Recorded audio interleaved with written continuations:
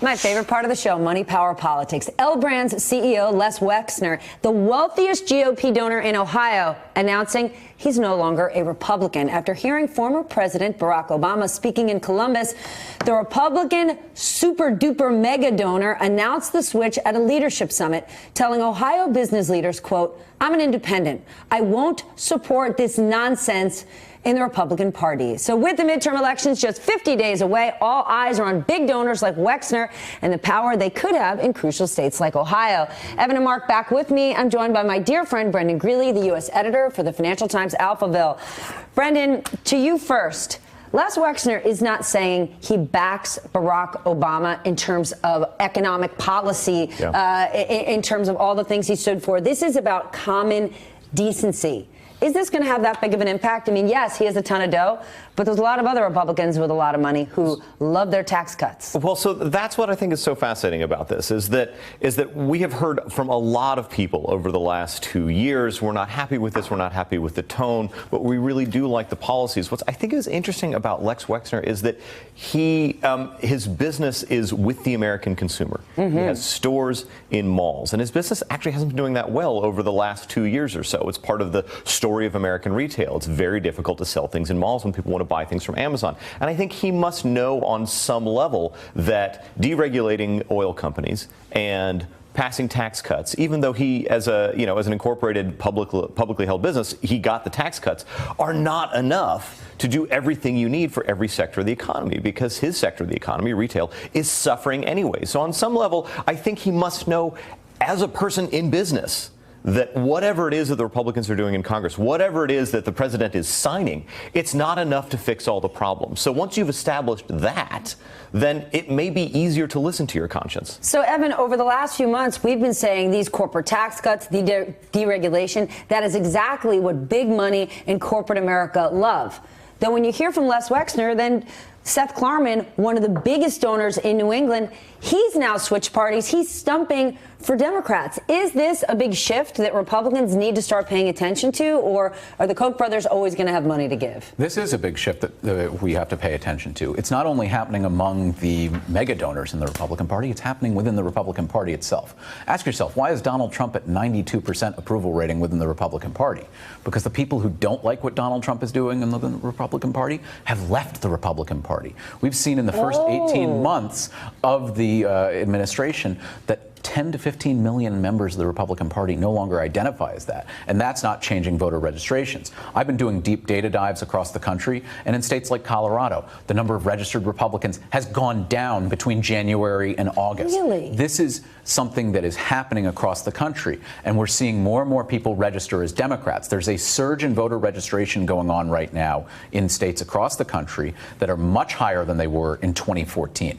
Take Colorado, again, up 333%. Democrats added 23,000 of 97,000 new registrations in between January and August. I got a feeling some Puerto Ricans who moved from Puerto Rico to Florida, they may have registered in the last week, but that's just a guess. Mark, Les Wexner said he made this switch after he heard Obama speak. Now, President Obama was very good at getting himself elected. He was not good at getting others elected while he was in office. Do you believe that has changed, especially while there is this battle cry out there to bring back common decency? And Obama certainly does. Well, I hope it's changed. I think there's some indication, and Obama more than ever is a clean glass next to Trump's dirty glass.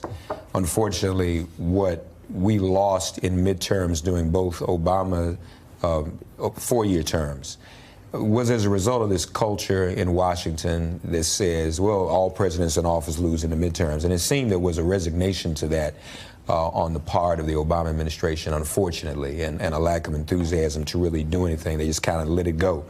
But him getting back out there, I'm glad he's back out there. I think it's urgent that he gets back out there, because Trump is not quiet. And as I've said before on this broadcast, sometimes former Democratic candidates tend to, become wallflowers, and sometimes the mainstream media pushes them away. We don't want to hear from Barack Obama and Hillary Clinton or anybody else, but I think all hands need to be on deck. I think what Wexner has done is a good sign. Others are jumping ship. Kind of reminds me of what was happening in the 70s.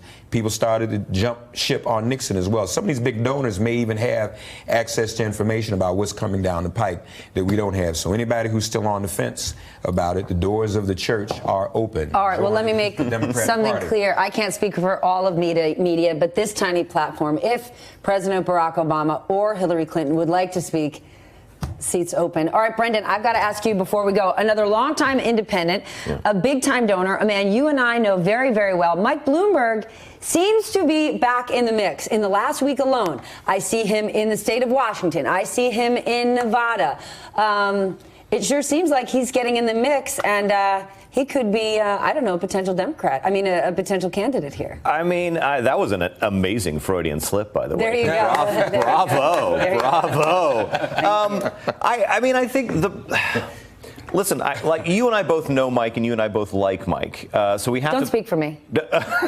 Whatever. But I feel like we have to say that, to be open about this totally. as we talk about it. That said, I think that there's often great appeal among people like us for a pragmatic candidate. I see him as a very pragmatic person. He looks at, whether things work, whether they don't work. That's very appealing to me. I don't know if that resonates across the rest of America. Except that's what a lot of people who voted for Trump, who are not part of his base, voted for him because they love the idea of a pragmatic business leader. Because if you're a business leader, it doesn't matter what people on the fringe are saying, you got to play ball every day. They thought that's what they were going to get. Remember all that talk, he's going to shift. He ain't shifted, he's dug in. Do we think that climate change can become an issue in America that you can run a campaign on? If that is the case, then maybe Michael Bloomberg has a chance. I don't know. It doesn't seem to be. I haven't seen it become one. Climate change, gun control, free markets. I don't know. We'll soon find out. I think definitely gun control is an issue he can run on. Well, we'll soon find The out. more the merrier. He always said a billionaire who's divorced couldn't win in this country, but he's wrong about that. Hey there, I'm Chris Hayes from MSNBC. Thanks for watching MSNBC on YouTube. If you want to keep up to date with the videos we're putting out, you can click subscribe just below me or click over on this list to see lots of other great videos.